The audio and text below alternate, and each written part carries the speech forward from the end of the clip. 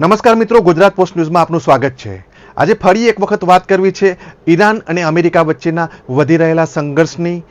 Dubai, UA જેવા દેશોમાં જે ઈરાને ધમાસાન મચાવ્યું છે તે મામલે કેટલીક વાત કરવી છે। સાથે જ એ પણ વાત કરવી છે કે અત્યાર સુધી આ ભયાનક યુદ્ધની અંદર કેટલા લોકોના મોત થયા છે, કેટલા લોકો ઘાયલ થયા છે અને કયા કયા દેશો આ યુદ્ધની અંદર જોડાયા છે। તો સૌપ્રથમ હું વાત કરવા માંગુ છું કે ઈરાનની જે મિસાઇલ સિસ્ટમ છે, નવી જ મિસાઇલ સિસ્ટમ આજે દુનિયાએ જોઈ છે। ઈરાને અમેરિકા, ઇઝરાયલ અને તેના સાથી દેશો ઉપર એક સાથે એટેક કરી દીધો છે અને એક પછી એક ટાર્ગેટો નાશ કર્યા છે। ઈરાનની મિસાઇલ્સ અને તેના જે ડ્રોન છે તે સાઉદી અરેબિયામાં, દુબઈમાં, જોર્ડનમાં અને અન્ય દેશોમાં પહોંચ્યા છે અને ત્યાં ખૂબ જ મોટા પાયે તબાહી મચાવી છે। અનેક બિલ્ડિંગોનો નાશ થયો છે, અનેક લોકોના હત્યાઓ થઈ છે અને આ બધાની વચ્ચે ઈરાનની વાત કરું તો ઈરાનની અંદર 800 જેટલા લોકોના મોતનો આંકડો અત્યારે આંતરરાષ્ટ્રીય મીડિયા ગણાવી રહ્યું છે। એટલે કે 3 દિવસના યુદ્ધમાં 800 લોકો ઈરાનના મર્યા છે અને સામે પણ બીજા કન્ટ્રીની અંદર પણ કેટલાક લોકોના મોત થયા છે, તેમાં સામાન્ય સિવિલિયન છે। આ ઉપરાંત બંને દેશોના સૈનિકો પણ છે। આ ઉપરાંત ઈરાનની અંદર 165 જેટલી જે વિદ્યાર્થીઓના મોત થયા હતા। 2 દિવસ પહેલા સ્કૂલની અંદર ઇઝરાયેલે એટેક કર્યો હતો મિસાઇલ્સથી અને 165 જેટલી જે દીકરીઓ છે તેના મોત થયા હતા। તે બધાનો એક સાથે આજે અંતિમ યાત્રા નીકળી હતી, જ્યાં એકદમ ભાવુક દ્રશ્યો સર્જાયા હતા। તેમના માતા પિતા પણ અમેરિકા અને ઇઝરાયલની સામે રોષ વ્યક્ત કરી રહ્યા હતા। તો આવા તો અનેક કિસ્સા છે કે અમેરિકા અને ઇઝરાયલને કારણે ઘણા લોકોના ઘર તૂટ્યા છે, ઘણા લોકોના પરિવારો તૂટ્યા છે। આ બધાની વચ્ચે એક સૌથી અગત્યની વાત એ કરવી છે કે અમેરિકી રાષ્ટ્રપતિ ડોનાલ્ડ ટ્રમ્પનું કહેવું છે કે ઈરાન યુદ્ધ અટકાવવા માટે તૈયાર થયું છે, ઈરાન નમવા માટે તૈયાર થયું છે, પરંતુ અત્યારે બહુ મોડું થઈ ગયું છે। અમે અને અમારા સાથી દેશો ઇઝરાયલ છે, બીજા જે દેશો છે તેમના સાથી, એ લોકો બહુ આગળ વધી ગયા છે અને એક પછી એક નિશાના ઈરાનમાં તાકી રહ્યા છે, નવી મિસાઇલો યુઝ કરી રહ્યા છે, નવા જ ડ્રોન અને ફાઇટર જેટથી એ લોકો હુમલા કરી રહ્યા છે। B-2 જે બોમ્બર છે, અમેરિકાનું સૌથી શક્તિશાળી વિમાન ગણાય છે, તે વિમાને એક સાથે અનેક જગ્યાએ ઈરાનમાં હુમલા કર્યા છે અને ત્યાં ખૂબ જ પરિસ્થિતિ ગંભીર હોય તેવા દ્રશ્યો આંતરરાષ્ટ્રીય મીડિયા બતાવી રહ્યું છે। એટલે ટ્રમ્પે સીધું ના પાડી દીધું છે।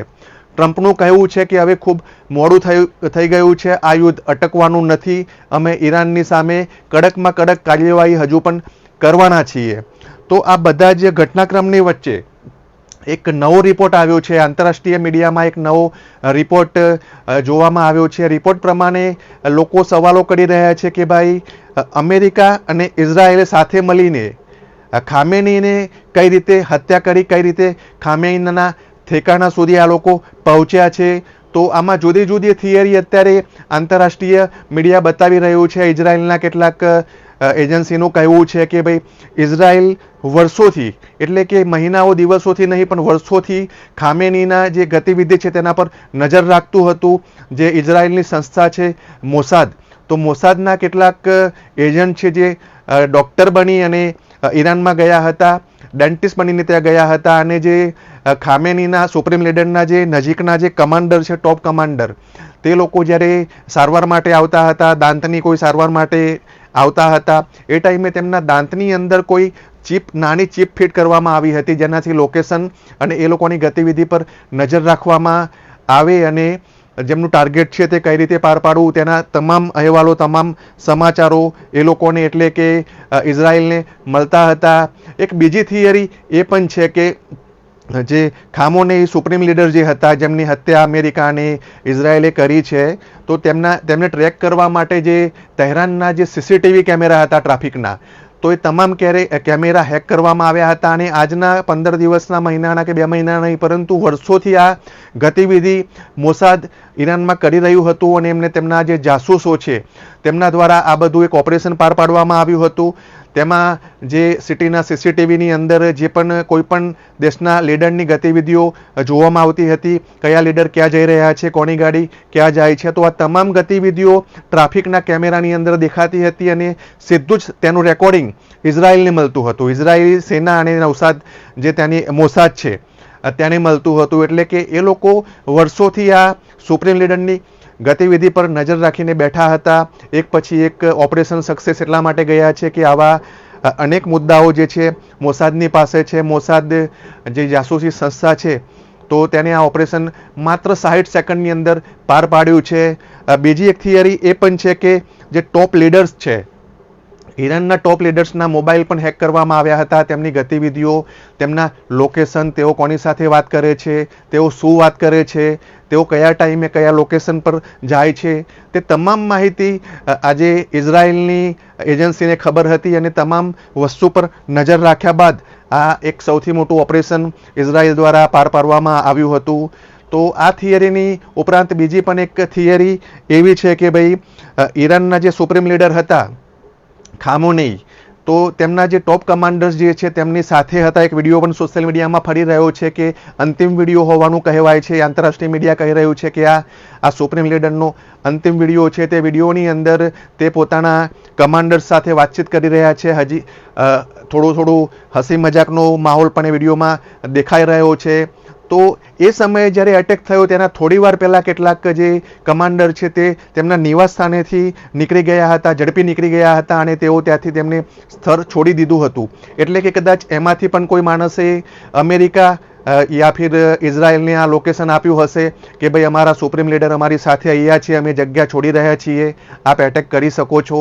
એટલે કે ઈરાનમાંથી જ કોઈ કમાન્ડરે યા સેનાના માણસ યા બીજા કોઈ પોલિટિકલ માણસે ઈરાનના નેતા સાથે ગદ્દારી કરી અને તેમનું લોકેશન કલાકોમાં અમેરિકાની જે સંસ્થા છે CIA અને ઇઝરાયલની સંસ્થા મોસાદની સુધીમાં પહોંચી ગયું. કહેવામાં આવે છે કે અમેરિકાને પહેલાં લોકેશન મળ્યું હતું. અમેરિકાએ તાત્કાલિક ઇઝરાયલને આ વાતની જાણ કરી અને માત્ર 60 સેકન્ડની અંદર જે સુપ્રીમ લીડરનું નિવાસસ્થાન છે, જ્યાં તેઓ તેમની પત્ની, તેમના દીકરા અને પુત્રી સાથે જ્યાં હતા, એ જગ્યાએ અમેરિકાના કહેવાથી ઇઝરાયલના ફાઇટર જેટ અને મિસાઇલ્સ ત્યાં તૂટી પડી અને તેમનું ત્યાં મોત થયું. તો આ બધી થિયરી અત્યારે સામે આવી છે. એમાં સૌથી વધુ ચર્ચાતો વિષય એ છે કે ભાઈ અમેરિકા અને ઇઝરાયલ વર્ષોથી આવા ઓપરેશન કરવા માટે ટેવાયેલા છે. વર્ષોથી તેઓ આંતરરાષ્ટ્રીય પોલિટિક્સમાં આંતરરાષ્ટ્રીય જે નેતાઓ છે તેમના પર નજર રાખવા માટે AIનો ઉપયોગ કરી રહ્યા છે. ઉપરાંત તેમના જે જાસૂસો છે તે પણ જે દેશમાં હોય છે, નાની નાની ટેકનિકલ બાબતોને ધ્યાનમાં રાખી અને આ લોકો ઓપરેશન કરતા હોય છે. પરંતુ જે ઈરાનના સુપ્રીમ લીડર અને તેના કમાન્ડર્સની આ વાતની ખબર કદાચ પડી હશે કે નહીં, તે અત્યારે ચર્ચાતો વિષય છે કે અમેરિકા ગમે ત્યારે ઓપરેશન કરવાનું છે. બીજી વાત એ પણ આવી છે કે સુપ્રીમ લીડર ખામેનેઈને કહેવામાં આવ્યું હતું કે આપ રશિયાના મોસ્કોમાં ચાલ્યા જાવ યા અન્ય જગ્યાએ ચાલ્યા જાઓ, પરંતુ તેમને ત્યાં જવાનું પસંદ કર્યું નહીં. તેમણે કહ્યું કે મારી જનતા માટે હું મારા દેશમાં જ શહીદ થવાનો છું. તો તેમણે લોકેશન છોડ્યું નહીં અને અમેરિકા અને ઇઝરાયલે અટેક કરી અને તેમની હત્યા કરી નાખી. તેમની સાથે અન્ય સેનાના જે ટોપ કમાન્ડર્સ છે તે પણ માર્યા ગયા છે. તેમના પત્નીનું પણ નિધન થયું છે. આમ ઈરાનની સામે પડેલા અમેરિકાએ એક પછી એક એટેક કરી અને આજે ઈરાન ખેદાન મેદાન કરી દીધું છે. આજે 3 દિવસ પૂરા થયા છે અને તેમ છતાંય અમેરિકા અને ઇઝરાયલના એક પછી એક એટેક નવા હથિયારો સાથે B-2 બોમ્બર જેવા નવા જે અત્યાધુનિક પ્લેન છે તેની સાથે તે લોકો ઈરાનમાં એક પછી એક એટેક કરી રહ્યા છે. અને સૌથી મહત્વની અને ચિંતાજનક બાબત એ છે કે ઈરાનની જે પરમાણુ ફેસિલિટી છે એ ફેસિલિટી ડેમેજ થઈ છે. ક્યાંક પરમાણુ રેડિયેશન થવાનો ખતરો દુનિયાના કેટલાક દેશોએ વ્યક્ત કર્યો છે. ઈરાની મીડિયા પણ કહી રહ્યું છે કે અમારા એક એરિયામાં પરમાણુ રેડિયેશન થયું છે, ઘણા લોકોના મોતની આશંકા પણ સેવાઈ રહી છે. પરંતુ હજુ સુધી આ મામલે કોઈ મોટું અપડેટ સામે આવ્યું નથી. તેની સાથે જ ઈરાનની અંદર 4.2ની તીવ્રતાનો ભૂકંપ આવ્યો છે, જોરદાર. અને ત્યાંના સ્થાનિક મીડિયાનું માનવું છે, ત્યાંની સેનાનું માનવું છે, અમેરિકાની સેના યા ફિર ઇઝરાયલની સેના, કે આ પરમાણુ પરીક્ષણ હોઈ શકે છે. એટલે કે ઈરાને કોઈ પરમાણુ પરીક્ષણ કર્યું હોય અથવા તો અમેરિકા કોઈ એક્ટિવિટી કરતું હોય તેના કારણે આવું ભૂકંપ જેવું લાગી રહ્યું છે.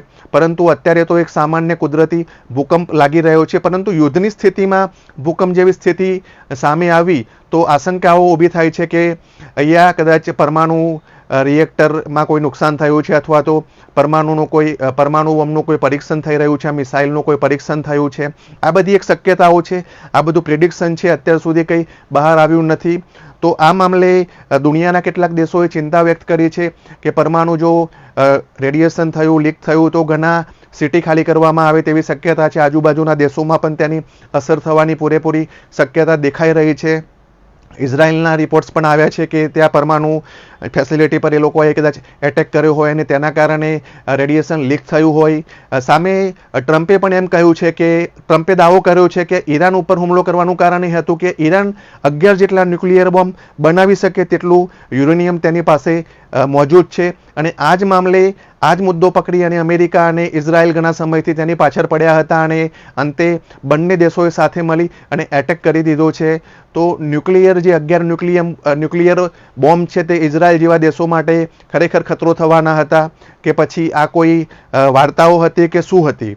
આ મામલે આજે આંતરરાષ્ટ્રીય સમુદાય પણ અમેરિકાને પૂછી રહ્યો છે કે ભાઈ તમે યુદ્ધ કરો છો તો યુદ્ધના કારણો શું છે, યુદ્ધ કરવાની જરૂર કેમ પડી? પરંતુ અમેરિકા જે જગત જમાદાર છે તે કોઈને જવાબ આપવા માટે બંધાયેલું નથી. અમેરિકા આગળ વધી રહ્યું છે, એક પછી એક એટેક કરી રહ્યું છે. ઈરાની સેના પણ ભલે તેના સુપ્રીમ લીડર નથી પરંતુ બીજા નેતાઓ અને બીજા કમાન્ડરના આદેશથી આજે દુબઈ છે, સાઉદી અરેબિયા છે, જોર્ડન છે, કુવેત છે, એવા કન્ટ્રીને જોરદાર જવાબ આપી રહ્યું છે. ઈરાને વિશ્વમાં દુનિયાએ ન જોયેલી કેટલીક મિસાઇલોના વિડીયો પોસ્ટ કર્યા છે. તે લોકોના સોશિયલ મીડિયા એકાઉન્ટમાં એ વિડીયો જોઈ શકાય છે. અને આવી મિસાઇલ્સ આ બધા કન્ટ્રીમાં આજે ત્રીજો દિવસ પૂરો થયો છે, ચોથો દિવસ ચાલુ છે. એ ટાઈમે આ બધી મિસાઇલ્સ પણ આ કન્ટ્રીમાં જઈ રહી છે. ત્યાં પણ કરોડો ડોલરનું નુકસાન થયું છે. ક્રૂડના ભાવ આસમાને આંબી રહ્યા છે. તો આ બધી પરિસ્થિતિ વચ્ચે ઈરાન પણ અટકવાનું નામ નથી લેતું, અમેરિકા પણ અટકવાનું નામ નથી લેતું. અને ઇઝરાયલ તો કદાચ મૂળમાં છે કે ઈરાનને જે થયું હતું ગાઝાની અંદર એવી સ્થિતિમાં મોકલી દેવા માટે કદાચ ઇઝરાયલ પણ તૈયાર છે. તો આંતરરાષ્ટ્રીય સમુદાય આજે યુદ્ધને લઈને ચિંતિત દેખાઈ રહ્યો છે. એક પછી એક હુમલાઓ બંને દેશો આમને સામને કરી રહ્યા છે. તો આ સ્થિતિમાં આગામી સમયમાં દુનિયા કઈ તરફ જાય છે? આ કન્ટ્રી ઈરાન, અમેરિકા અને ઇઝરાયલ જેવી કન્ટ્રી શું રણનીતિ અપનાવી છે તે ઉપર ભારત સહિતના અનેક દેશોની નજર છે. તો જોવું રહ્યું કે યુદ્ધ આજે દુનિયાને કઈ દિશામાં લઈ જાય છે. ઘણા લોકોનું કહેવું છે, ઘણા રાજકીય નિષ્ણાતોનું કહેવું છે કે આ ત્રીજું વિશ્વયુદ્ધ હોઈ શકે છે. ઘણા દેશો જો ચીન અને રશિયા જેવા દેશો ઈરાનના બચાવમાં આવશે, ઈરાનની સાથે જોડાશે, અમેરિકાની સામે થશે તો કેટલાક દેશોનું સ્ટેન્ડ શું હશે તે મામલે પણ આજે આંતરરાષ્ટ્રીય મીડિયામાં ચર્ચાઓ થઈ રહી છે. તો આગામી સમયની અંદર જો ત્રીજા વિશ્વયુદ્ધની સ્થિતિ ઊભી થશે તો જોવું રહ્યું કે અમેરિકાની સામે કયા કયા દેશો ઊભા થવાના છે અને અમેરિકા શું રણનીતિ અપનાવે છે. નમસ્કાર.